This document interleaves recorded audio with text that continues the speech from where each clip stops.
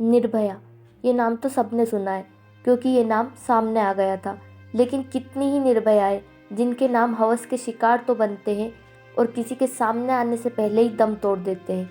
तो ये उनकी आवाज़ है। 17 साल थी उम्र मेरी, मैं बच्ची थी, अनजान थी।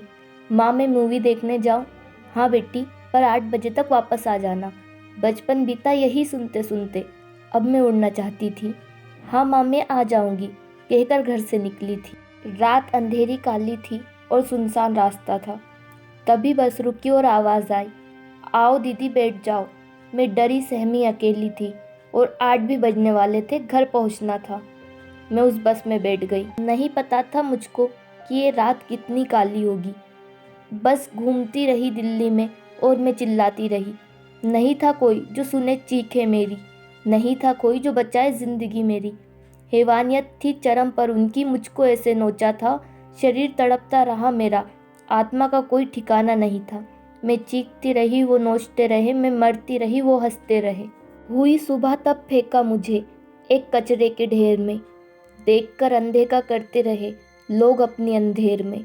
आया कोई इंसान जानवरों के बीच से, पहुंचाया हॉस्पिटल मुझे अपनी ही तकलीफ से। कुछ देर सांसें चली मेरी, जब तक माँ ना आई थी।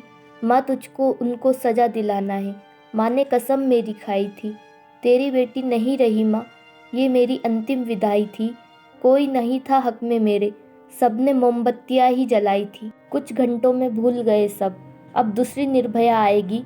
कपड़े छोटे होंगे उसके, खुद औरतें यही बताएंगी।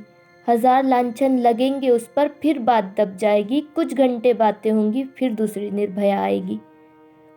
क्या दोष था मुझ मासूम का, न्याय मुझे ना मिल पाया। मंदिर मस्जिद का मुद्दा तो हर न्यूज़ ने दिखलाया। धर्मों के नाम पे बांट दिया मेरी चीखों और मौत को।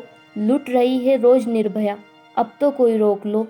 लुट रही है रोज निर्भया, अब तो कोई रोक लो।